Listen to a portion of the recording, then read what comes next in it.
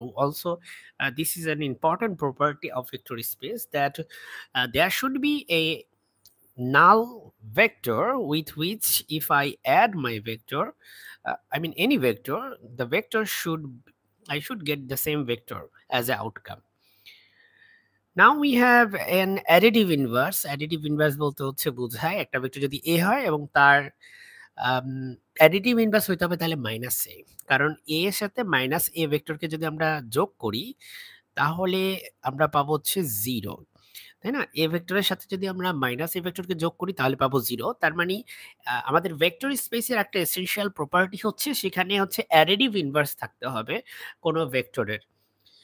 তারপরে এখানে তুমি দেখতে পাচ্ছ যে এখানে আমরা a vector or b vector করার পরে sorry a vector plus b vector যোগ করার পরে তারপর হচ্ছে গুণ করতেছি, নাকি আগে গুণ করে পরে হচ্ছে আমরা যোগ করব সেটা ম্যাটার করে না, সে অর্ডারটা ম্যাটার করে না।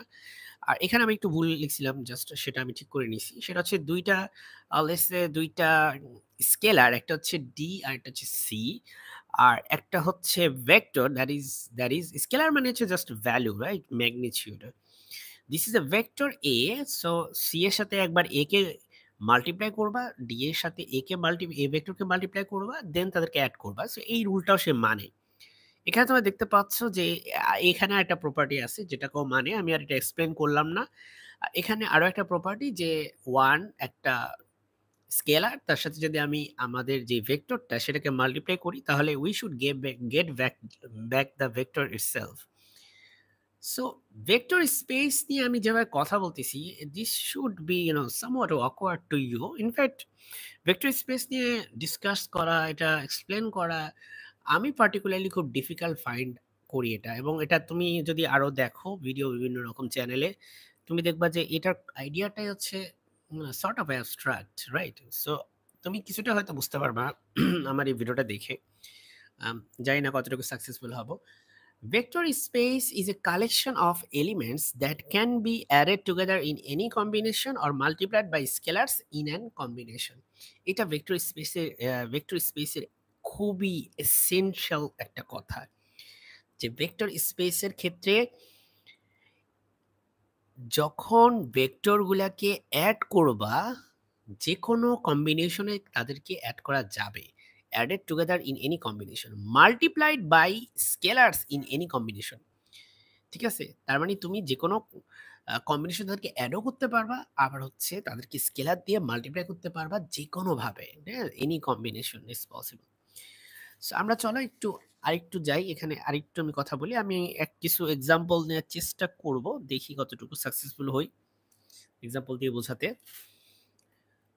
সো ফার্স্ট থিং হচ্ছে আমি এতক্ষণ পরে একটু ডিফাইন করার ট্রাই করতেছি যে ভেক্টর স্পেসটা কিভাবে ডিফাইন করা হয়। Vector space is a set where you can add vectors and multiply them by scalars. See, একটু আগে যেটা আমি তোমাদেরকে দেখালাম যে খুবই ইম্পর্টেন্ট দুইটা কথা ভেক্টর স্পেসের ক্ষেত্রে। একটা হচ্ছে ভেক্টর স্পেসটা কেমন হয়।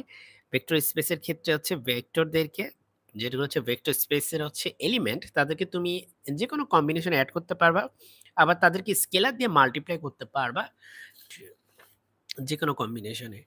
তাহলে তুমি দেখতে পাচ্ছ যে vector space is a set where you can add vectors and multiply them by scalars and the results still stay in the set. তার মানে কোন একটা সেটকে তুমি কিভাবে ভেক্টর স্পেস বলতে পারো? কোন একটা সেট সেটাকে তুমি ভেক্টর স্পেস তখনই বলতে পারবা যখন তুমি সেই সেটের যেই এলিমেন্ট গুলো যেগুলো আসলে মূলত ভেক্টর, তাদেরকে তুমি যদি মাল্টিপ্লাই করো, তাহলে তুমি যদি স্কেলার দিয়ে তাদেরকে মাল্টিপ্লাই করো তাহলেও সেই মাল্টিপ্লিকেশনের যে রেজাল্ট সেটা কিন্তু ওই সেটের মধ্যে থাকতে হবে।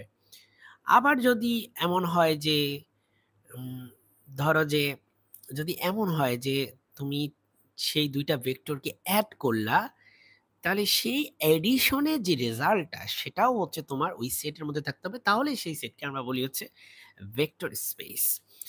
তো আমি শুরুতে একটু বলেছিলাম যে আসলে ভেক্টর আমরা ফিজিক্সে যেভাবে কনসিডার করি ভেক্টরকে হচ্ছে with an arrow and direction and it has a magnitude. I mean, it not necessarily vector must have an arrow. It's not necessary that. Okay? তোমরা একটু